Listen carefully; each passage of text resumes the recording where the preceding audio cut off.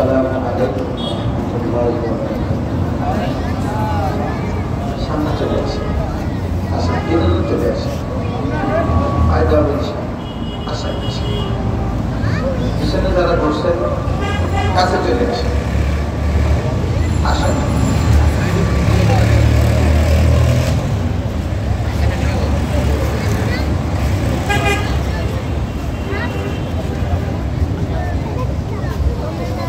Ibrahim pade Allahumma sholli ala Muhammadin wa ala ali Muhammad. Lain lagai lo. Lain apa? Lain lagai lain. Lain dia extra. Kama shallaita ala Ibrahim wa ala ali Ibrahim.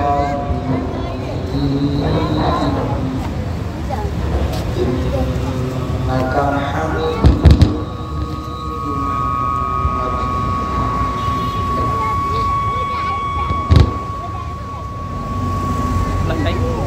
اللهم بارك على محمد وعلى آل محمد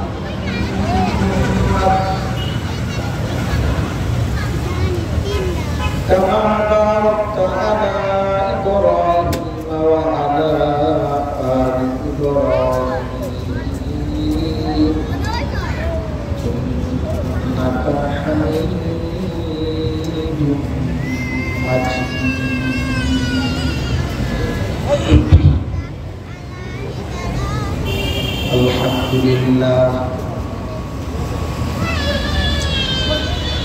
الحمد لله وكفى وسلام على عباده الذين اصطفى.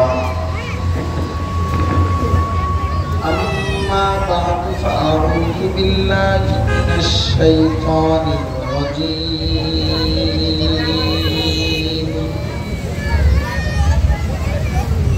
بسم الله الرحمن الرحيم. يا أيتها النفس المطمئنة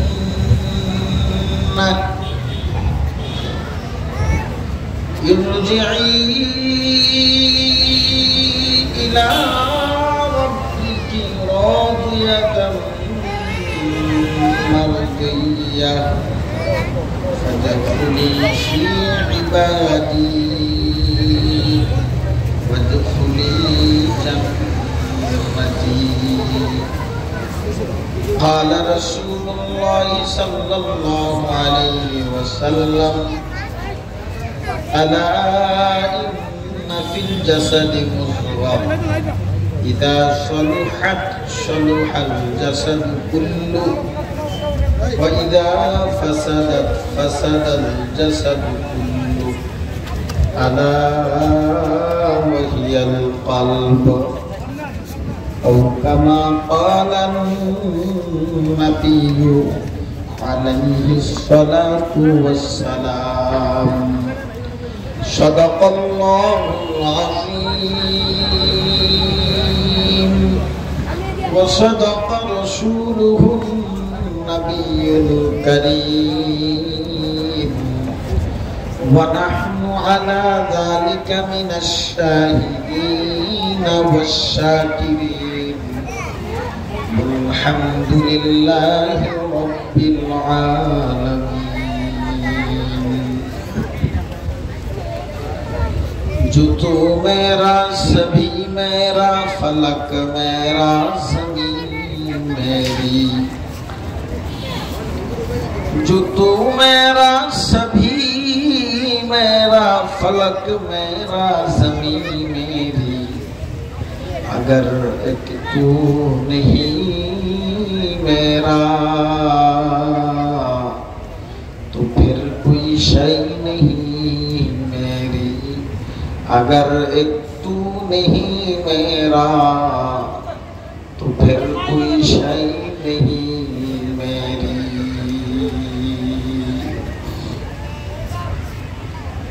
मुअज़्ज़ज़ मोहतरम,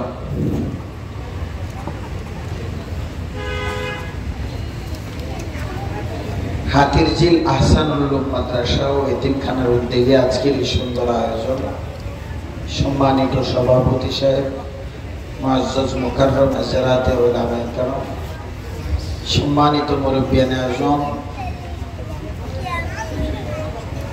নওজওয়ান বন্ধুরা, পর্দার আড়াল থেকে যারা শুনছেন, সম্মানিত মা ও বোনেরা, আল্লাহর বড় মেহেরবানি, আল্লাহ পাক আমাদেরকে কিছু সময়ের জন্য একটি দ্বীনি পরিবেশ দান করেছে।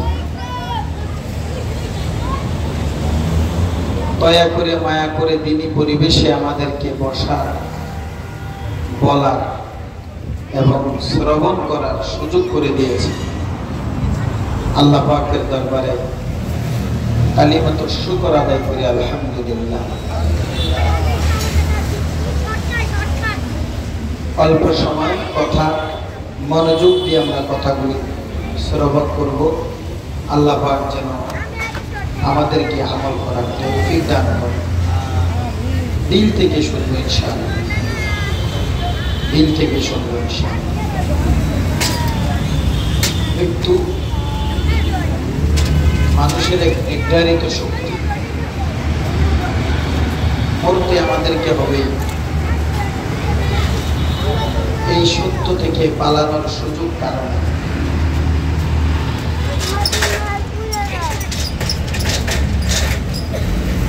সোজা সুন্দর কথা, এতদিন যে শরীরটার মধ্যে লম্বা সময় যে জীবনী শক্তিটা বাস করেছে, হুট করে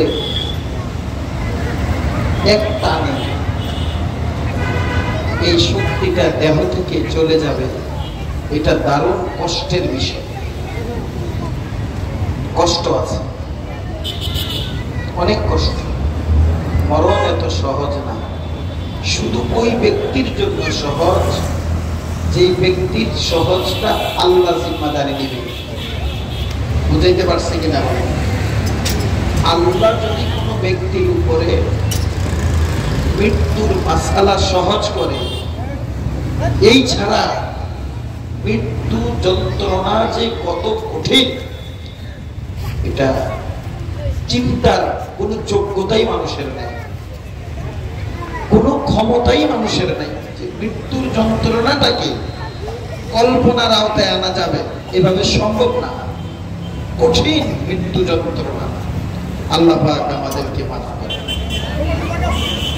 কারণ পীর বুজুর্গ, হাজি গাজী, মাওলানা, শাইখুল হাদিস, মুফতি, মুহাদ্দিস, মরণ তো প্রত্যেককে যার যার স্থান থেকে এর স্বাদ নিতে হবে, ঠিক না? বাবা মৃত্যুবরণ করতেছে, সন্তান সামনে, বিবি পাশে, স্বজনরা সামনে, মাথায় হাত দিচ্ছে, সান্ত্বনা দিচ্ছে, বুকের মধ্যে হাত বুলাইতেছে, কিন্তু কষ্টকে দূর করার ক্ষমতা কারো কিচ্ছু করার নেই, কিচ্ছু করার নেই। হাদিসে আসলে বুঝবেন।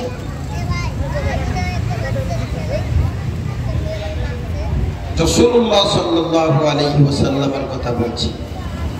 আমার আর আপনার মতো সলিম কলিমের কি হাইসিয়ত?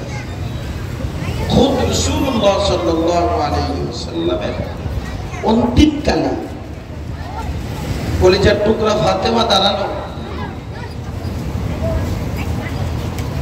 নবীজি বেচাইন ইশারা দিলেন, ফাতেমা একটু পানি আনো, পেয়ালা করে পানি। বুঝেন অবস্থা। ফাতেমা রাদিয়াল্লাহু আনহা দৌড়াইয়া গেলেন, একটা ভান্ডে করে, পাত্রে করে পানি নিয়ে আসলেন, ঠান্ডা পানি। নবীজি শেষ পানিতে হাত দিচ্ছেন, কপালে মারতেছেন, পানিতে হাত দিচ্ছেন, মুখে মারতেছেন, বুকে মারতেছেন। বেচাইনির কি অবস্থা, কি অবস্থা! বাবার এই বেচাইনি দেখে, কষ্ট দেখে ফাতেমা রাদিয়াল্লাহু আনহা বাবাকে বলে, আব্বা আপনি তো আল্লাহর বন্ধু, সমস্ত পয়গম্বরের সরদার, সমস্ত নবী রাসূলগণের সরদার, বাবা আপনি হাউজে কাউসারের মালিক, মাকামে মাহমুদ আল্লাহ আপনার জন্য বরাদ্দ রেখেছেন। আব্বা এই কায়নাত আল্লাহ পাক আপনার জন্য সৃষ্টি করেছেন, আল্লাহ আপনাকে বন্ধু ঘোষণা দিয়েছেন। বাবা আপনারও কষ্ট হচ্ছে কি দেখছি, বাবা আপনারও কেন কষ্ট? রহমতের নবী কলিজার টুকরাকে সান্ত্বনার বাণী দিয়ে বললেন, মা তোমার বাবার এই কষ্ট আর ক্লান্তি আর বেচাইনি জীবনের শেষ কষ্ট, এখান থেকে আর কোনোদিন তোমার বাবার কষ্ট হবে না। কষ্ট মরণটা কি? হ্যাঁ আমি বলেছি আল্লাহ যদি আসান করে, কে? আল্লাহ যদি আসেন। এই জন্য রাসূলুল্লাহ সাল্লাল্লাহু আলাইহি ওয়াসাল্লামকে পার্সোনাল ভাবে আবু বকর সিদ্দিক রাদিয়াল্লাহু আনহু সওয়াল করছে, হুজুর সুন্দর মরণ কাকে বলে? বুঝতেছেন তো? মানুষ কে আছে এটার দিকে তাকায় না, আপনারা যারা আছেন, আমরা মনে করেন লক্ষ লক্ষ মানুষ আছে, কি লক্ষ লক্ষ, আপনারা আল্লাহর নবী বললেন, আবু বকর ওই মৃত্যু হলো আসল এবং সুন্দর মৃত্যু, যে মৃত্যুর সময় কপাল চেহারা ঘেমে যায়। কি হয় বলেন? কপাল চেহারা ঘেমে যায় আর সহজে আল্লাহর কালিমা পড়তে পারে। ওই মৃত্যু সবচেয়ে উত্তম মৃত্যু। আচ্ছা কপালটা কি এমনি গামে? হ্যাঁ, দীর্ঘদিনের লালিত জীবন, দীর্ঘদিনের লালিত প্রাণ শক্তিটা বের হবে, সারা দেহ থেকে বের করা হবে। আল্লাহ রহমতের নবীকে সওয়াল করেন, আল্লাহর নবী এই দেহ থেকে রূহটা বের করতে কষ্টটা কেমন হবে? আল্লাহর নবী তুলনা দিয়ে বলেন, শুকনা আটা আর ভিজা আটা, একটা চুল শুকনা আটা থেকে বের করতে যেমন সহজ, ইমানদার আর আল্লাহ সহজ করা বান্দার মৃত্যু তেমন সহজ। আর গোলানো আদার মধ্যে পেছানো একখানা চুল টানতে টানতে ছিঁড়ে ছিঁড়ে যেমন বের হয়, এরকম কষ্টের যন্ত্রণার মরণ বেঈমানার মুনাফিকার গুনাহগারের মরণ। এর কবর অনেক কঠিন এক জগৎ। কবর কি কঠিন? মৃত্যু যেমন কষ্ট, কবরও কম কষ্ট না। মৃত্যু যেমন কষ্ট, কবরও কম কষ্ট না। রহমতের নবী নিজের কলিজার টুকরা ফাতেমা রাদিয়াল্লাহু আনহার মতো পেয়ারা কন্যা বলে, ফাতেমা কবর অনেক কঠিন জগৎ। ফাতেমা তুমি কার মেয়ে? ফাতেমা তুমি কার স্ত্রী? তুমি কার মা? এদিকে তাকায়া নিশ্চিন্তে কবরের সফরে যাইও না, কেননা ওই কবরে বাবার পরিচয় কোনো কাজ হবে না, স্বামীর পরিচয় কোনো কাজ হবে না, সন্তানের পরিচয় কোনো কাজ হবে না। ফাতেমা কবর এমন এক জগৎ, ভয়ঙ্কর জগতের না, যার যার প্রস্তুতি তার তার শান্তি আসবে। সুতরাং ফাতেমা, এ ফাতেমা কবরে যাওয়ার আগে নিজের সামানা গুছায়া রওনা দিও। কবরে যাওয়ার আগে নিজের সামানার খবর নিয়ে রওনা দিও। কারো দিকে তাকায়ও না, কারো দিকে তাকায়ও না। রহমতের নবী হাতটা বের করে একখানা আঙ্গুলের মধ্যে ঢুকায়া বলেন, ফাতেমা শোনো, কবর মাটির উপরে যখন জিনাকারী হাঁটে, জিনা করে, জিনাকারী যখন মাটির উপরে হাঁটা চলা করে কবরের কষ্ট হয়। মদ খায়া মদখোর যখন জমিনের উপরে হাঁটা চলা করে মাটির কষ্ট হয়। চোর ডাকাত চুরি করে, চিটারি করে, বাটপারি করে, গুনাহ করে, জিনা করে, লানতি কর্মকাণ্ড করে, হারাম কর্মকাণ্ড করে যখন জমিনের উপরে হাঁটা চলা করে জমিনের অনেক কষ্ট হয়। কিন্তু আল্লাহর হুকুম পালনের কারণে জমিন সহ্য করে নেয়। কিন্তু কতদিন হাঁটবা? একদিন তো মাটির পেটে যাওয়া লাগবে কি লাগবে না? যখন বান্দাকে কবরস্থ করা হয়, ওই পাপিষ্ঠ বান্দাকে কবর পায়া তখন বলে, হারামখোর, জালিম, তোর ওজন অনেক সহ্য করেছি, বহু কষ্ট পেয়েছি, তারপরে আল্লাহর হুকুমে তোকে কিছু বলি নাই। আজ আমার পেটে এসেছো, আজ মজা বুঝা পাইবা। এবং চাপ দেয়। রহমতের নবী বলেন, পাঁজরের হাড্ডিগুলো একটার মধ্যে একটা এমন ভাবে ঢুকবে, কটকট করে হাড্ডিগুলো ভেঙে যাবে, কটকট করে হাড্ডিগুলো ভেঙে যাবে। মা বোনেরা যেমন ভর্তা বাটে, ভর্তার অনেকগুলো পর্ব থাকে, বাটার পরে যেমন কোনো চিহ্ন থাকে না, কবরের চাপাগুলি মুর্দাকে এমন ভর্তা বানিয়ে দেবে। কঠিন জগৎ, কঠিন জগৎ। বাররা ইবনে আযিব রাদিয়াল্লাহু আনহু রাসূলের বড় পেয়ারা সাহাবী, প্রায় সময় নবীজির সাথে আশপাশের সফরে থাকতেন, সঙ্গীর মতো। বলে একদিন এক আনসারী সাহাবী মারা গেছে। কোন সাহাবী? আনসারী সাহাবী। নবী আনসারী সাহাবীদেরকে অনেক আদর করতেন, কারণ তারা কষ্টকালের বন্ধু। হিজরত করে আসেন, জান দিয়ে, মাল দিয়ে, ত্যাগ দিয়ে, বিবি দিয়ে, বাচ্চা দিয়ে, জমি দিয়ে, সম্পদ দিয়ে, তখন সাহাবায়ে কেরামকে এরাই বরণ করে নিয়েছে, এরাই বরণ করে নিয়েছে। দুঃখকালের সঙ্গী এরা। আনসারী সাহাবী মারা যায়। নবীজি যখন সংবাদ পাইলেন, বলে চলো আমার ওই পেয়ারা সাহাবীকে আমরা দাফন করে আসি। সুবহানাল্লাহ। নবীজি আনসারী সাহাবীর বাড়িতে যায় নাই।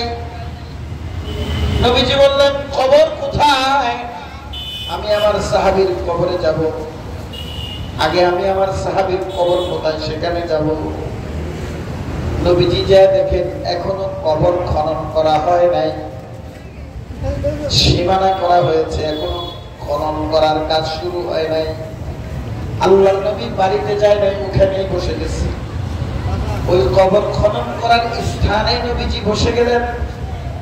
সাহাবায়ে কেরাম বললেন, আমরাও নবীর সাথে বসলাম। নবীজির হাতের মধ্যে একখানা চন্দন কাঠ ছিল। কি কাঠ? একখানা চন্দন কাঠ। নবীজির চেহারাখানা এত মলিন, চোখগুলো নবীজির অশ্রুসিক্ত, পানি পানি ভিজা নবীজির চক্ষুটা, চেহারাটা খানা একদম ছোট হয়ে গেছে। নবীজির কলিজার মধ্যে অনেক কষ্ট। আনসারী সাহাবীর বেদনায় আল্লাহর নবী চেহারা উঠায় না, মাটির দিকে চেহারাটা রেখে ওই চন্দন কাঠ দিয়ে মাটির মধ্যে ঢুকাইতেছে। লম্বা সময় নবীজি চুপ করে রইলেন। আমরাও নবীজির সাথে বসে রইলাম, কেউ কোনো শব্দ করছে না। কিছু সময় পরে রহমতের নবী চেহারাটা তুললেন। আমরা বুঝলাম নবীজি আমাদেরকে কিছু বলবে। নবীজির দিকে আমরাও তাকাইলাম। নবীজির চক্ষুগুলো পানিতে ভেজা। নবীজি বললেন, ও আমার সাহাবীরা,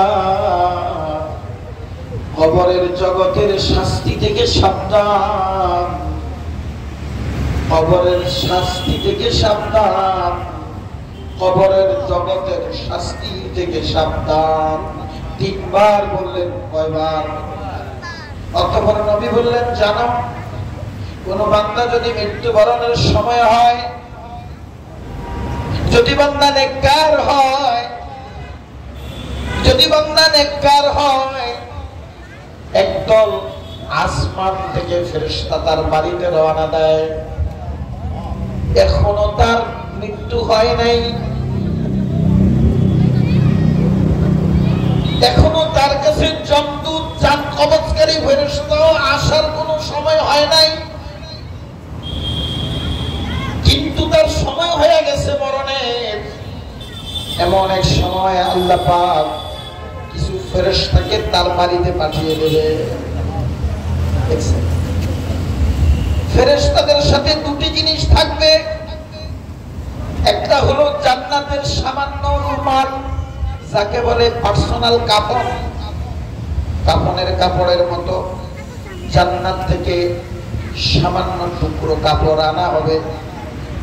আর জান্নাতি মিশকে আনবরের ঘ্রাণযুক্ত ঘ্রাণটাও সেখানে দেওয়া থাকবে। ওই সুঘ্রাণ মিশকের সুঘ্রাণযুক্ত কাপড়ের টুকরো নিয়ে একদল ফেরেশতা, যাদের চেহারা সূর্যের মতো উজ্জ্বল থাকবে, যাদের শরীরগুলো একদম সুগন্ধিতে ভরা থাকবে, এই সূর্যের মতো চকচক চকচক চেহারাওয়ালা ফেরেশতাগুলি তার চতুর্পাশে বসে যাবে। চতুর্পাশে বসে যাবে, কোনো শব্দ বলবে না। তার চতুর্পাশে ফেরেশতারা বসে যাবে, কেউ দেখবে না। মৃত্যুর কাছাকাছি যেই বান্দা মরবে, ওই বান্দা শুধু তখন দেখতে পাবে, সে দেখতে পাবে। তখন আর কিছু বলার ক্ষমতা, দেখতে পাবে। জান কবজের ফেরেশতা মাথার কাছে আসবে আর ওই প্যারা বান্দাকে ডাক দিবে, ইয়া আইয়াতুহান নাফসুল মুতমাইন্না ইরজিই ইলা রাব্বিক রাদিয়াতাম মারদিয়া। আল্লাহু আকবার। আসো, রূহকে ডাক দিবে। কোথায় বসে? কোথায় বসে? মাথার কাছে বসে ডাক দিবে রূহকে, আসো আসো, তোমার প্রভু প্রাণে কোলে আসো, আর প্রশান্ত মনে আসো, অথবা আসো তোমার কলিজার জগৎকে শান্ত আর প্রশান্ত করে দেওয়া হবে। তার মানে যেমন মানুষ দেখে, আয় মজা আছে, আয় মজা করতে যাবো, বলে না? আর আনন্দের দিকে আসো।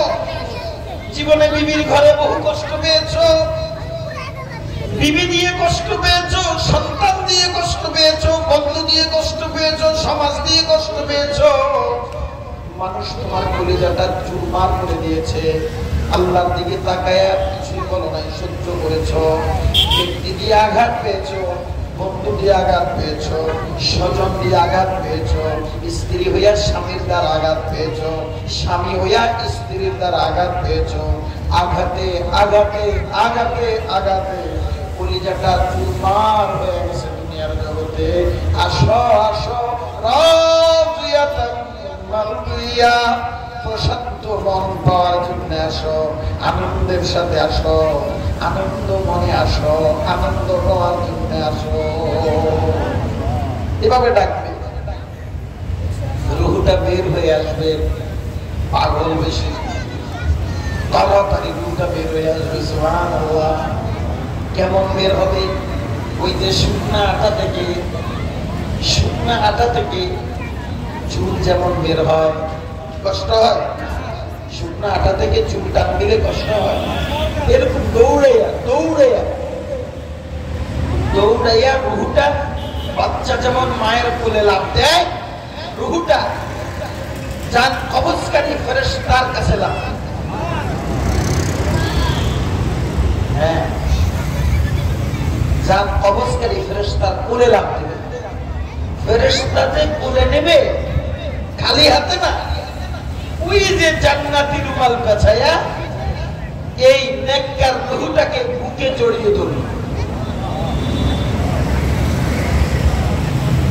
ফলে আশপাশে যে ফেরেশতাগুলি বসা থাকবে, যারা রুমালটা নিয়ে এসেছে, সুতরাং নিয়ে এসেছে, সুন্দর চেহারা নিয়ে এসেছে, ওরা অতক্ষণ পর্যন্ত বসা থাকবে যতক্ষণ তার চক্ষুটা বুঝে না যায়। তার মানে সুন্দরভাবে রুহটা পুরোদমে কবজ হলো, চক্ষুটা বন্ধ হলো, শরীরটা নিস্তেজ হলো। এরপরে বান্দার দেহটাকে রেখে শুধু রুহটাকে মুখে জড়িয়ে প্রধান আগে ওই আগন্তুক ফেরেশতাগুলো পাশে একদম আল্লাহর প্রাণে দৌড়। কোন দিকে বলেন? কোন দিকে গন্তব্য আল্লাহ। গন্তব্য কোথায়? একদম একদম সোজা, মধ্যে কোনো ব্রেক নাই। প্রথম আসমান গেট খোলো, জিজ্ঞাসা করবে কে? যিনি জিজ্ঞাসা করবে উনি অত্যন্ত হাস্যমনে।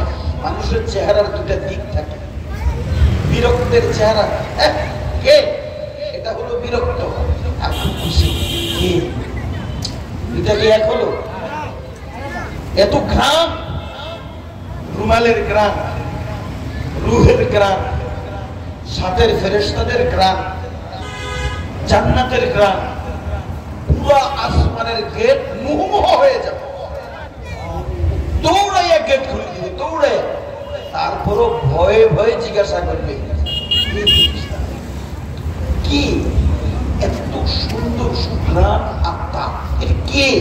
ফেরেশতা, বুকে জড়ানো ফেরেশতা। উত্তর দিবে অমুকের বেটা অমুক। বাবার পরিচয় সহ বলবে অমুকের বেটা অমুক। এভাবে দ্বিতীয় আসমান আরো যাবে 3 নাম্বার, আরো যাবে 4 নাম্বার, খালি যেতেই থাকবে, যেতেই থাকবে। 7 আসমানের দুয়ার ছেদ করে দাঁড়াবে। মালিক বলবে থামো থামো থামো, আমার বান্দার উপস্থিতি আমি পেয়েছি। আমার বান্দার উপস্থিতি পেয়েছি, তার আমলনামাটা ইল্লিয়িনে জমা করো। আর আমার এই পেয়ারা আত্মাকে তার দেহে দ্রুত পৌঁছায় দাও কবরে। কোথায় পৌঁছাও? বাস, তাকে নিয়ে এসেছো, হাজিরা পেয়েছি। আমলনামাটা ইল্লিয়িনে জমা করো, আত্মাটা নিয়ে যাও, রূহ তার বডিতে পৌঁছাও। কবরে আসার সাথে সাথে আল্লাহু আকবার, দেখেন কবরে পৌঁছার সাথে সাথে তাকে বসানো হবে। 3টা প্রশ্ন করা হবে। 3টা প্রশ্নের মধ্যে একদম হাদিসে স্পষ্ট আছে, যদিও মা দীনুক মা নবিয়ুক, 3টা প্রশ্ন। কে রব? তোমার দ্বীন কি? তোমার নবী কে? 3টা প্রশ্নের মধ্যে সবচেয়ে গুরুত্বপূর্ণ প্রশ্ন এবং সবচাইতে গুরুত্বপূর্ণ প্রশ্ন হলো মা নবিয়ুক, তোমার নবী কে? জানেন, কোন কোন হাদিসে শুধু একটা প্রশ্ন আছে মা নবিয়ুক, আর ওই 2 প্রশ্নের কথা উল্লেখই নাই। এই 2 প্রশ্নের কথা উল্লেখই নাই। একখানা হাদিস হযরত আনাস ইবনে মালিক রাদিয়াল্লাহু আনহু থেকে riwayat, সনদান মাতানান হাদিসটা অত্যন্ত মজবুত। ওই হাদিসের মধ্যে শুধু একটা প্রশ্নের কথা বলছে যে মা নবিয়ুক, মান হাযার রাজুল আল্লাযী বুইদা ইলাইকুম, এই ব্যক্তিটা যে তোমাদের কাছে গিয়েছিল এর চিনো? শুধু একটা প্রশ্ন। সেখানে মুহাদ্দিসিনরা লম্বা চড়া ব্যাখ্যা করেছেন এই ব্যাপার কি, রব্বুক দীনুকের প্রশ্ন কোথায়? বলে এটা হলো আসল প্রশ্ন, এটার সাথে দুটোটা অটোমেটিক আছে। এজন্যই তো বাবা সুন্নতের গুরুত্ব, এজন্য সুন্নতের গুরুত্ব। বাড়ি থেকে বাড়ির দেয়া লাগে, জমিন রক্ষায় জমিনের বাউন্ডারি আগে, বাউন্ডারি যদি সেফ পজিশনে থাকে জমিন নিশ্চিত সেফ। যার সুন্নত ঠিক তার ফরজে কোনো ত্রুটি নাই, আর যার সুন্নত নাই, যে বলে হুজুররা খালি মেসওয়াক লই, হুজুররা খালি টুপি লই, হুজুররা খালি রুমাল লই, হুজুররা খালি দাড়ি লই, এই হুজুররা খালি দশটার গান লই, এ মোল্লারা আছে খালি সাইড লই, আসল কয় না। আসলে ওদের ভিতরে তেলা ভোকা ধরছে, গুণে ধরা। যার জিন্দিগির সুন্নতে ভেজাল, আল্লাহর কসম তার ফরজেও ভেজাল। কখনো সে পরিপূর্ণ ফরজ নিয়ে বিদায় হতে পারবে না। আর যার সুন্নত ঠিক, সুন্নতে কিছু ত্রুটি হলেও আলহামদুলিল্লাহ ফরজ নিয়ে করতে পারবে। এই জন্য নবীর সুয়াল যে পারবে, রব আর দিন অটোমেটিক আসবে। কারণ নবীর মিশনই ছিল রব আর দিন। নবীর মিশন কি বলেন না? নবীর মিশন কি? রব আর দিন। যাই হোক, ঠাস ঠাস উত্তর দিবে এবং হাসি বলে কি বলবো, আমাদের নবী, আমাদের কলেজের টুকরা, আমাদের আমাদের প্রেম স্পন্দন, হৃদয়ের স্পন্দন, আমাদের নবী। হাসি খুশি খুশি উত্তর দেওয়ার সাথে সাথে আল্লাহর আরশে আজিম থেকে একজন ঘোষণাকারী ফেরেশতা আসমান থেকে ঘোষণা দিবে, এ গোলাম, ফেরেশতা আমার বান্দারে আর কষ্ট দিও না, আমার বান্দা সত্য বলেছে। সুবহানাল্লাহ। আল্লাহ পাক আমাদেরকে নসিব করে দিন। আসমান থেকে একজন ঘোষণাকারী আল্লাহর পক্ষ থেকে তাসদীক করে ঘোষণা দিবে, আমার বান্দারে আর কষ্ট দিও না। আমার বান্দা জমিনে কম কষ্ট করে নাই, যোহরের নামাজ পড়তে আর নামাজের তৈরি দিতে, মাগরিব পড়তে, এশা পড়তে, ফজর পড়তে আমার বান্দা আমার মহাব্বতের বন্ধুর সুন্নত মানতে যাইয়া কম কষ্ট করে নাই। জীবনে 40টা বছর আমার বান্দা অনেক কষ্ট করেছে, 50টা বছর আমার বান্দা অনেক কষ্ট করেছে, রোজা রাখতে কষ্ট করেছে, হজ করতে কষ্ট করেছে, কামাই করে যাকাত দিতে কষ্ট হয়েছে। আমার বান্দাকে তোমরা আর কষ্ট দিও না, আমার বান্দা সত্য বলেছে। এবার আমার বান্দার জন্য তোমরা জান্নাতের আয়োজন করো, বিছানা লাগাও। ওই ঘোষণাকারী আসমান থেকে আল্লাহর পক্ষ থেকে ঘোষণা দেবে, তার জন্য জান্নাতের সামানা বিছানার অর্ডার হয়েছে। আল্লাহ বলেছেন জান্নাতের দিকে, তার দিকে, জান্নাতের দিকে তার জন্য জানালা খুলে দাও, আর বান্দাকে আরামে শোয়া দাও। এমন সময় কবরস্থানে একজন সুন্দর চেহারা, দারুণ জামা পরা, অনেক সুন্দর কাপড় পরা, সুন্দর চেহারা, সুগ্রাণ বলে নিয়া একজন লোক তার কবরে প্রবেশ করবে। আর কবরে প্রবেশ করে ওই মুর্দাকে সামনে মুখোমুখি হইয়া চেহারা চেহারা সামনে বসে তারে বলবে, এই তুমি বড় ভালো মানুষ, তুমি উত্তম প্রতিদান পেয়েছো, এখন তুমি ঘুমাও, এখন তুমি ঘুমাও, আর তোমাকে কেউ ডিস্টার্ব করবে না। এত সুন্দর চেহারা দেখা, এত সুন্দর সুবাসী জামা কাপড় দেখে আগন্তুককে ওই বান্দা প্রশ্ন করবে, ভাই আপনি আবার কে? এত সুন্দর চেহারা, আপনি কে গো? তখন সে বলবে, ভাই আমি বললাম আপনার দুনিয়ার নেক আমল, আমি আপনার দুনিয়ার নেক আমল। এই সমস্ত যা বলছি এগুলি দুনিয়াতে আপনার সাথে ওয়াদা করা হয়েছে।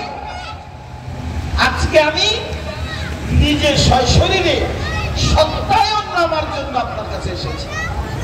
আপনি যে ওয়াদা পেয়েছিলেন ওই ওয়াদার সত্যায়নের জন্য আমি আপনার কবরে এসেছি। আপনি ঘুমান, আমি পাহারায় আছি। সুবহানাল্লাহ। আপনি ঘুমান, আমি কি আছি? আমি পাহারা আছি। ডিস্টার্ব কেউ করবে না, আপনি ঘুমান। সুবহানাল্লাহ, সুবহানাল্লাহ। আর যদি বান্দা বদকার হয়, এ বন্ধু রহমতের নবী বলেন, এই বর্ণনা কে দিতেছে? খেয়াল আছে তো? ওই যে আনসারী সাহাবীর বাড়িতে বসা, কবরস্থানের জায়গায় নবী বসা, সাহাবায়ে কেরামকে এই ঘটনা কে বলতেছে? কে বলতেছে? রাশাদি বলতেছে? হ্যাঁ, এদিকে আমি বলতেছি।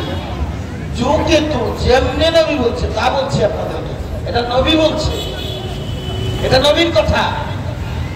নবী বলেন, যদি বান্দা বদকার হয়, জিনা করে অভ্যস্ত, চুরি করে অভ্যস্ত, সুদ ঘুষ খাইয়া অভ্যস্ত, হারাম লোকমায় অভ্যস্ত, বদআমলে অভ্যস্ত, আল্লাহর আইন আর বিধানে অভ্যস্ত এমন গুনাহগার, এমন বান্দা যদি হয়, এরকম বান্দার ব্যাপারে বলে কালো চেহারা, গন্ধ দেহওয়ালা, দুর্গন্ধ বডি নিয়ে কালো কুচরি চেহারাওয়ালা কিছু ফেরেশতা, জাহান্নামী ফেরেশতা তার বাড়িতে পৌঁছে যাবে।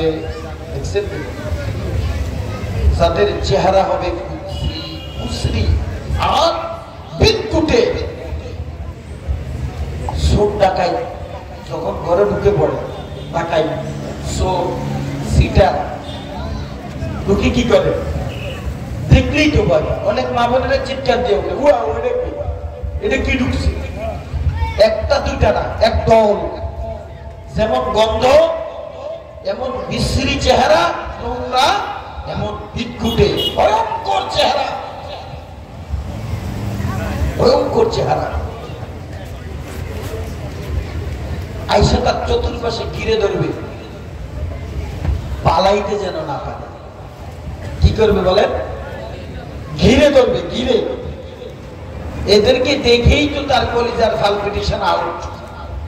আল্লাহ রাসূল বলেন, জানো, এদেরকে দেখার সাথে সাথে তার শরীরের মধ্যে জমিন যেরকম ভূমিকম্প হয়, তার দেহটার মধ্যে ভূমিকম্প স্টার্ট হয়ে যাবে।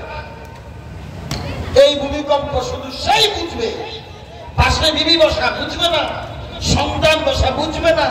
আব্বা ভালো করে বুঝেন, কিচ্ছু করার থাকবে না কারো, অসহায়। আল্লাহ যদি সহজ না করে, বলে দেহের মধ্যে ভূমিকম্প হবে। কি হবে? শরীরের মধ্যে ভূমিকম্প হতে থাকে, কাঁপতে থাকে। এদেরকে দেখেই পুরা বডি হজম, পুরা বডি কি হজম। কিয়ামত, কিয়ামত ঠিক পৃথিবী ধ্বংসের আগে যেরকম সূরার মধ্যে বলছে, ইদা জুলজিলাতিল আরদু জিলজালাহা, ইদা জুলজিলাতিল আরদু জিলজালাহা, ইদা জুলজিলাতিল আরদু জিলজালাহা। ওই জমিন যেমন ভূমিকম্প, তা হলো সারা দুনিয়ার জমিন। আর এখানের ভূমিকম্প তার দেহের জমিন, একই ভূমিকম্প। কলিজায় শান্তি নেই, মগজের শান্তি নাই। কোথায় পালাবে, কোন দিকে দৌড়াবে, পালানোর তো উপায় নাই। সুখীভোগী সুখীভোগী সুখীভোগী সগর বগর সগর বগর সগর বগর করতে থাকবে। ডানে তাকে, ডানে বামে চোখ ঘুরায়, কোন দিকে যাবে, কেমনে বের হবে। এরকম একটা সময়ে ভয়ঙ্কর এক দৃশ্য নিয়া, আজব ভয়ঙ্কর এক দৃশ্য নিয়া, যত দূর ভয়ঙ্কর হতে পারে, যত দূর ভয়ঙ্কর হতে পারে, রাগান্বিত চেহারা নিয়া, ভয়ঙ্কর চেহারা নিয়া সব দূত আসবে তার মাথার কাছে জান কবজ করার জন্য। গোলানো আটা থেকে চুল যেমন ছিঁড়ে ছিঁড়ে বের হয়, তার দেহটাকে এইভাবে টানবে, দেহ সারা বডির মধ্যে পলায়া যাবে। দেহ বের হতে চাইবে না, টেনে টেনে তার দেহ থেকে রুহুটা বের করা হবে। ওই রুহুটারে দুর্গন্ধযুক্ত কাপড় দিয়ে পেঁচাইয়া, দুর্গন্ধযুক্ত কাপড় দিয়ে পেঁচাইয়া শুধু বাম হাতে স্পর্শ করে আসমানের দিকে নিয়ে যাবে। কান ধরে বাম হাতে স্পর্শ করে আসমানের দিকে নিয়ে যাবে। প্রথম আসমান পর্যন্ত যাবে, আসমান তার জন্য খোলা হবে না। আসমানের রক্ষক ফেরেশতা গেট খুলবে না। দুর্গন্ধের সমস্ত ফেরেশতারা অস্থির হয়ে যাবে আর বলবে, এই পশুটাকে কোত্থেকে নিয়ে আসলে, এই দুর্গন্ধ রূহটা কোত্থেকে আনলে, এবং দুর্গন্ধ পাপিষ্ঠ বান্দাকে তোমরা কোত্থেকে নিয়ে আসলে? আমরা তো গেট খুলবো না, এই পাপিষ্ঠ বান্দার জন্য গেট খুলবো না, গেট আর খুলবে না। আল্লাহর পক্ষ থেকে উত্তর আসবে, এ তার আমলনামাটা সিজ্জিনে জমা করে দাও, নিম্নমানের স্থানে জমা করে দাও, আর এই আসমান থেকে তাকে জমিনে নিক্ষেপ করে দাও। ওই আসমান থেকে তাকে জমিনে নিক্ষেপ করে দেওয়া হবে, রূহটাকে তার কবরে পৌঁছায় দেওয়া হবে, রহমতের নবীকে তার সামনে আনা হবে, বারবার প্রশ্ন করা হবে, লোককে চিনে না, চিনুনি না, চিনি না, কখনো দেখেছ, সে চিনবে না, পরিচয় দিবে না, এবং সে কোনোদিন বলতেও পারবে না লোকটাকে দিন কি তার রব কি, কোনো প্রশ্নের জবাব দিতে পারবে না। এ বন্ধু, আসমান থেকে একজন ঘোষণাকারী উত্তর দিবে, এটা আল্লাহর পাপিষ্ঠ বান্দা, এটা আল্লাহর জাহান্নামী বান্দা। আল্লাহ, এই বদমাশ দুষ্টটাকে জাহান্নামের সামানার ব্যবস্থা করে দাও, জাহান্নামের দিক থেকে তার জানালা খুলে দাও। এ বন্ধু, আল্লাহর নবীর কলিজার টুকরা সাহাবী সাইয়্যিদিনা আবু হুরায়রা রাদিয়াল্লাহু আনহু, উনি বলেন, একদা আমরা নবীজির মজলিসে বসা, নবীজি আমাদেরকে বলেন, কবরে যখন বান্দাকে যখন সওয়াল করার জন্য নেওয়া হবে, বান্দাকে আল্লাহ পাক তার জাহান্নামের দৃশ্যটাও দেখাবে, জান্নাতের দৃশ্য দেখাবে। আল্লাহ, জান্নাতি বান্দাকে জাহান্নামের দৃশ্য আগে দেখায়া আল্লাহ পাকের ওই ফেরেশতা বাহক বান্দা বলবে যে তার নেক আমল সুন্দর চেহারা আসছে। আবু হুরায়রা রাদিয়াল্লাহু আনহু বলেন, রহমতের নবী আমাদেরকে বর্ণনা দিয়েছেন, যার যার নেক আমলগুলো সুন্দর চেহারায় তার কবরে যাবে, আর ওই জাহান্নামের দৃশ্যগুলি তার সামনে ধরে বলবে, ও বান্দা, এই জাহান্নামে যাওয়ার কথা ছিল তোমার,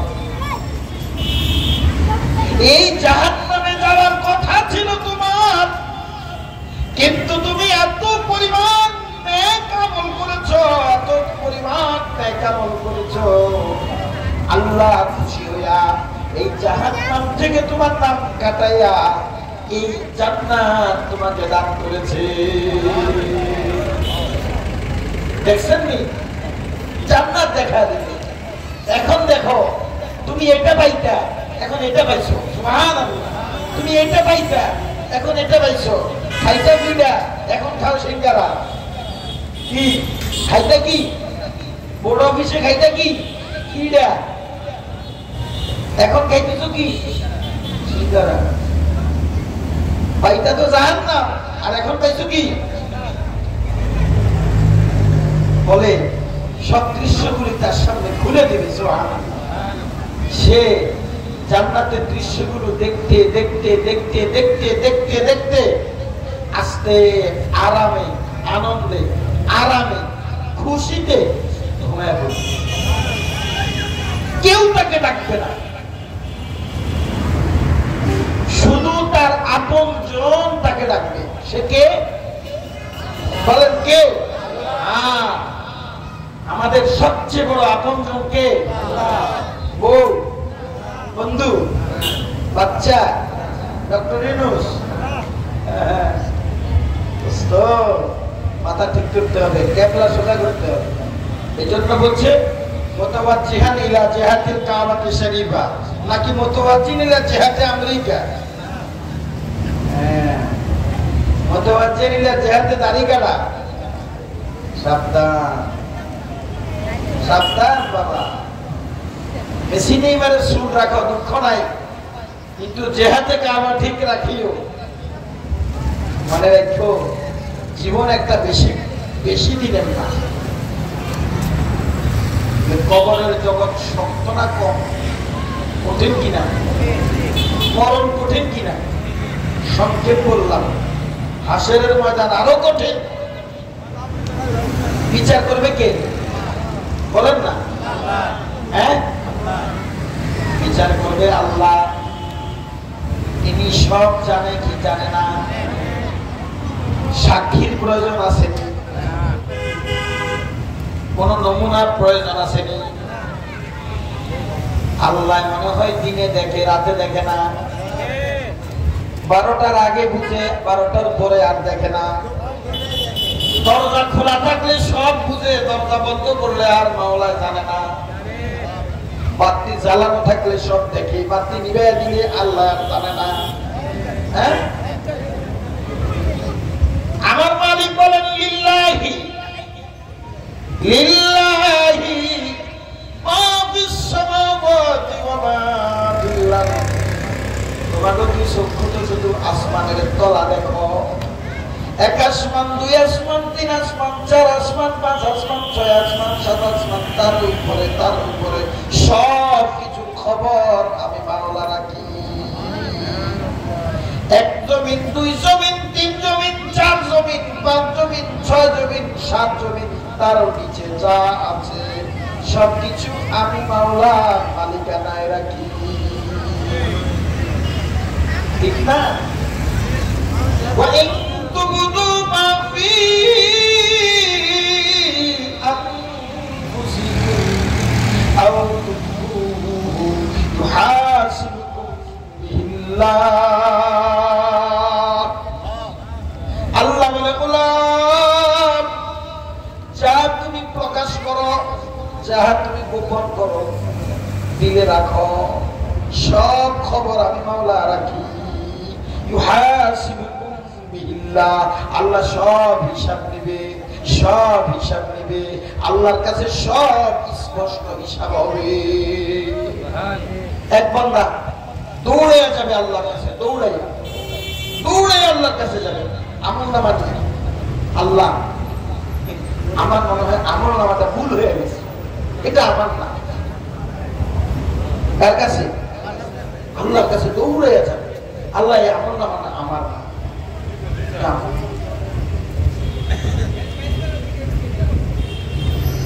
তো কেন বলে আল্লাহ এই আমলনামার মধ্যে লেখা আছে একটা পাহাড় পরিমাণ স্বর্ণ সদকা করা সওয়াব। কি লেখা আছে? একটা স্বর্ণের পাহাড় সদকা করার সওয়াব এখানে উল্লেখ আছে। আরে আমি তো ভৈরা বেচারা, আপনার বিশাল বড় দুনিয়ার মাটিতে 1 ইঞ্চি জায়গাও তো আমি মালিক ছিলাম না আল্লাহ। আমি তো গরিব ছিলাম, জীবনে আমার উপরে ফরজ যাকাতও কোনোদিন ফরজ হয় না, আমি এতই গরিব ছিলাম। আল্লাহ এটা আমার না, আমি তো 3 বেলা খাইতেও পাই না আল্লাহ। আবার একটা পাহাড় স্বর্ণ দান করলাম, কবে মিস্টেক হয়েছে। কোন বান্দার আমল নামা হাতে চলে আসছে, আল্লাহ এটাকে একটু শুদ্ধ করে, যারটা তারে দেন, আমারটা আমারে দেন, যারটা তারে দেন, আমারটা শুদ্ধ করে দেন। আমার আল্লাহ কি করবে? শুদ্ধ করে দেবে। আল্লাহ এটাই তোমার, এটাই তোমার, তুমি ভুল বুঝেছ। এটা আখিরাত, এখানে ভুল করা হয় না। তুমি ভুল করেছো, ভুল বুঝেছো, এটা তোমার আমলনামা। আর এই স্বর্ণ তুমি দান করেছো। বলে আল্লাহ আমি তো গরিব ছিলাম, স্বর্ণ পেলাম কোথায়?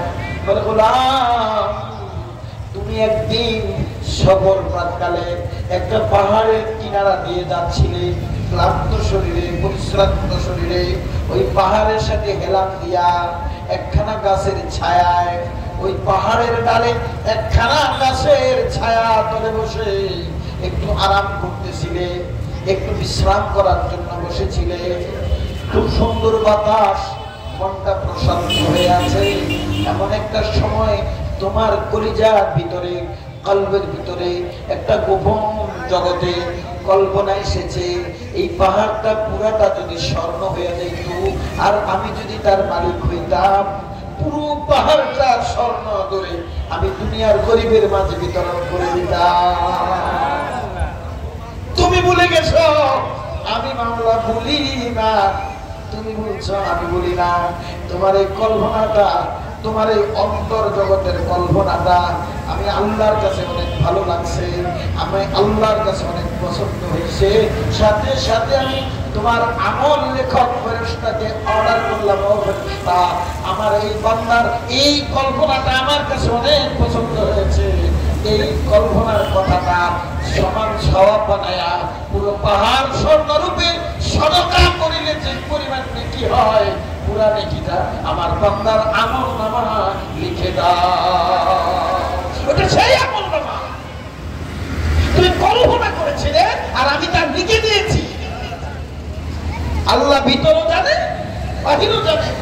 আল্লাহ ফেরেশতা বসাইছে বাম কাঁধে, ফেরেশতা বসাইছে ডান কাঁধে, ফেরেশতা বসাইছে দাঁতের মাড়ির গোড়ালে, চারজন ফেরেশতা মুখের ভিতরে, মাড়ির চারটি দাঁতের মধ্যে চারজন ফেরেশতা বসা। ছোট্ট জিহ্বা কি বলে নাড়াচাড়া করে, মা ইয়ালফিযু মিন কাওলিন, মা ইয়ালফিযু মিন কাওলিন ইল্লা লাদাইহি রাকীবুন আতীদ। ভিতরের ছোট জিহ্বা নাড়াচাড়া করে কি বলে সেটাও তিনি লেখেন। আল্লাহ সেটাও নোট করা হয়। কলজার স্পন্দনে কোন কথা জাগে সেটাও নোট করা হয়। এর নাম আল্লাহ। সে আল্লাহ যদি বিচারক হয়, অবস্থা কত ভয়ঙ্কর, অবস্থা কত ভয়ঙ্কর। এই জন্য বলছি সময় আমার শেষ, মনোযোগ দিয়ে কথা বুঝে। কেন বললাম এই কথাগুলি? মৃত্যু এক কঠিন, খবর আরো কঠিন, হাসরের বিচার ব্যবস্থা আরো কঠিন। এক একজন মানুষ হাসরের মাঠে দাঁড়াবে, এক একজন মানুষের চারপাশে 13 জন করে ফেরেশতা দাঁড়াবে। এক একজনের জন্য কতজন? কথা বলেন না? 13 জন ফেরেশতা কি আপনার বন্ধু হিসেবে দাঁড়াবে? এটা আল্লাহর সিআইডি। কার সিআইডি? তাহলে আমার বিপদ না মুসিবত নাকি? কত বড় বিপদ বলেন। আল্লাহু আকবার। বাবাজি এই জন্য বলছি কবর বড় কষ্টের, মরণ বড় কষ্টের, হাসর বড় কষ্টের, পুলসিরাত বড় কষ্টের, মিজান বড় কষ্টের, জাহান্নাম বড় কষ্টের। তবে হ্যাঁ, এ আব্বা ওই ব্যক্তির জন্য বড় সহজ, কোনো কষ্ট নয় যারে আমার মাওলা সহজ করে দেয়। কে সহজ করে দেয়? जो तू मेरा सभी मेरा फलक मेरा समी मेरी, जो तू मेरा सभी मेरा फलक मेरा समी मेरी, अगर एक तू नहीं मेरा तो फिर कोई शय नहीं मेरी। আল্লাহ যে পায়া গেছে সে বড় সম্পদ পায়া গেছে। আল্লাহ পাওয়ার মজাটাই আলাদা। যে আল্লাহরে পায়া গেছে, আল্লাহর সন্ধান পায়া গেছে, আল্লাহরে বুঝে গেছে, আল্লাহর হাকিকত বুঝে গেছে, জিক্রুল্লাহ জিক্রে হক তার আদত বইনা গেছে, শরীয়ত যার তবিয়ত বইনা গেছে, ওই ব্যক্তির জন্য আমার মাওলাই যথেষ্ট। আল্লাহ পাওয়ার মজাই আলাদা, আল্লাহ পাওয়ার মজাই আলাদা।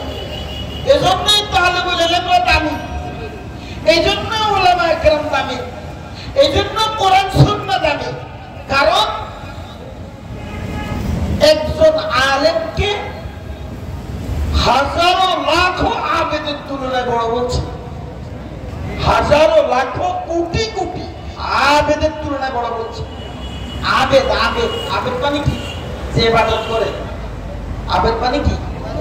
ইবাদতকারী, জিনাকারী না, চুরি করে না, গুনাহ করে না, আউয়াবিন পড়ে, ইশরাক পড়ে, তাহাজ্জুদ পড়ে, জিকির করে, তিলাওয়াত করে, দিন মানে, সুন্নাত মানে, আল্লাহকে ভালোবাসে। শুধু একটা জিনিসের অভাব কি? সে আলেম না। খালি এলেম না, আমল ঠিক আছে। এরকম লক্ষ কোটি মানুষের চাইতে একজন আলেমের মূল্য বেশি। কারণ কারণ কারণ ব্যাপার কোথায়? ব্যাপার হলো এই আলেম যে এলেমের সম্পদ নিয়ে আছে, ওই এলেম হলো আল্লাহর ইলমে জাতি সিফাত। এলেম হলো আল্লাহর জাতি সিফাত, এটা আল্লাহর বেসিক বৈশিষ্ট্য, জাতি বৈশিষ্ট্য। তো এই বান্দা যে সম্পদের মালিক হয়ে গেছে, ওইটা আল্লাহর ইলমে জাতের অংশ। আর ওই বেটাতে আওয়ামী করে, ইশরাক করে, তাহাজ্জুদ করে, জিকির করে, হালাল খায়, হারাম খায় না, সুন্নত মানে, কিন্তু ইলম নাই, সে হলো গোলাম। ইবাদত হলো কি? গোলাম। কত লক্ষ কোটি গোলাম হইলে কি রাজ দরবারের মালিক হয় না? তো আলেম এলেমের মালিক হইছে, আলেমের নিসবত হলো আম্বিয়া পয়গম্বরের দিকে, পয়গম্বরের নিসবত হলো আল্লাহর দিকে। আম্বিয়ারা যে সম্পদের মালিক, আল্লাহর ইলমে জাতের যে ইলমের কিছু অংশ আল্লাহ পয়গম্বরদেরকে দান করছে, ওই ইলমের কিছু অংশ যে মালিক হয়ে গেছে, সে ওই পয়গম্বরের ওয়ারিস সূত্রে আলেম নবী আল্লাহ। ওইদিকে তো, ওইদিকে তো, দৌড় কোন দিকে? আলেম নবী আল্লাহ, ইলমের সম্পর্ক আল্লাহর রাজকীয় জাতের সাথে। আর এই গোলাম ইবাদতকারী আবেদ, এ হলো কর্মচারী। কর্মচারী মালিক হয় কেমন? এই কর্মচারী মালিক হয় কেমনে? কত হাজার মুরগি একসাথে গরু হয়, আপনারা কত কোটি মুরগি একসাথে, কত কোটি। হ্যাঁ, কোনদিন গরু হবে? কত হাজার কোটি গরু একসাথে আবি হয়। তো আবেদ আবার আলেম হয় কেন? এই জন্য নবী একদম সাফ বলছে, তোমাদের মধ্যে আমি নবীর মধ্যে যেমন ব্যবধান, আলেমের মধ্যে তোমার মধ্যে একই রকম ব্যবধান। আমারে যেমন তোমার মধ্যে ভাবো, আলেমরে তোমরা এমনই ভাববে। হ্যাঁ, এই জন্য বলছি আল্লাহ পাওয়া, আল্লাহর সান্নিধ্য পাওয়া, আল্লাহর সিফাত পাওয়া, আল্লাহর গুণে গুণান্বিত হওয়া, এটার মজাই আলাদা, এটার দামও আলাদা, এটার শানও আলাদা। আজ কথা এতটুকুই। এই আয়াতে আল্লাহ ডাকছে, ইয়া আইয়াতুহান নাফসুল মুতমাইন্না, হে আমার প্যারা গোলাম, ইরজি ইলা রাব্বিক, আয় মালিকের কোলে, রাদিয়াতাম মারদিয়া, কলিজায় শান্তি দেব, উদখুলি ফি ইবাদি, বন্ধুর আসন দেব, উদখুলি জান্নাতি, জান্নাতে তোর জায়গা করে দেব। এই জন্য আল্লাহওয়ালাদের কথা শুনবেন, আল্লাহওয়ালাদের সাথে সম্পর্ক রাখবেন, কোরআন সুন্নাহর সাথে সম্পর্ক রাখবেন, জিকরুল্লাহ, জিকির হক, এটাকে অভ্যাস বানায় নেবেন, শরীয়তকে তবিয়ত বানায় নেবেন, দ্বীনের মধ্যে মজা খুঁজবেন, বেদিন গুনাহের মধ্যে কখনো যাবেন না। গুনাহের মজা মজা না, এটা জাহান্নামের আগুন। গুনার স্বাদ স্বাদ না, এটা অশান্তির ঠিকানা। আল্লাহর মধ্যে শান্তি, জিকিরের মধ্যে শান্তি, নামাজের মধ্যে শান্তি, দ্বীনের মধ্যে শান্তি। সম্মান কোথায়? আলেমদের দুয়ারে সম্মান কোথায়? মসজিদ মাদ্রাসায় সম্মান কোথায়? আল্লাহওয়ালাদের পরিচয়। আল্লাহ পাক আমাদের সকলকে আমল করার তৌফিক দান করে। কতটুকু ভাঙা গুনাহ, এই ভাঙা কথাগুলি আল্লাহ পাক বুঝার তৌফিক দান করে। আমাদের সকলকে আল্লাহ পাকের দয়া মায়া খাস মেহেরবানি নসিব করে। আখিরে দাওয়ানা আলহামদুলিল্লাহ। আসসালামু আলাইকুম ওয়া রাহমাতুল্লাহি ওয়া বারাকাতুহু।